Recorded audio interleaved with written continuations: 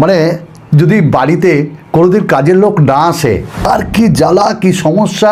এই ধরুন ঘর মোছা, তা আমার থেকে আর কেউ বেশি জানে না। এই চারিদিকে খুঁজতে খুঁজতে দেখে নিলাম আগারো ব্র্যান্ডের একটি ইলেকট্রিক স্পিন মপ, দারুণ কাজ করছে।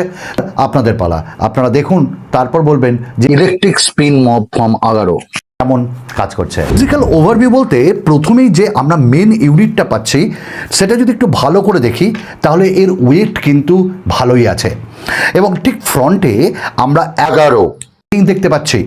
ঠিক তারই নিচে একটা ইন্ডিকেশন লাইট, ওইটা যখন আমরা চার্জিং করব এই ডিভাইসটিকে তখন ইন্ডিকেট করবে।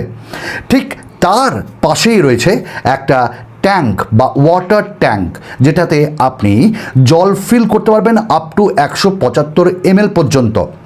ঠিক তারই নিচে আমরা 4টে এলইডি লাইটস পাচ্ছি, এবং এইটা ডার্কার এরিয়াতে যখন আপনি মুছবেন দেখা যাচ্ছে না, এই 4টে এলইডি লাইটস জ্বলবে এবং সেই কোণাগুলোতে আপনি স্পষ্ট দেখতে পারবেন।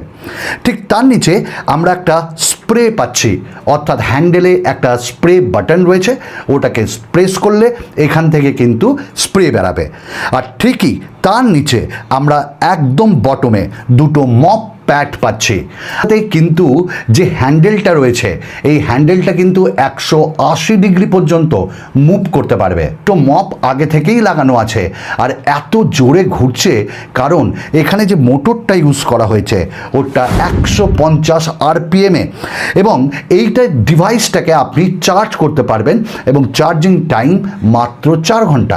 আর ওই 4 ঘন্টা চার্জ করে আপনি ডিভাইসটিকে ইউজ করতে পারবেন 50 মিনিট পর্যন্ত।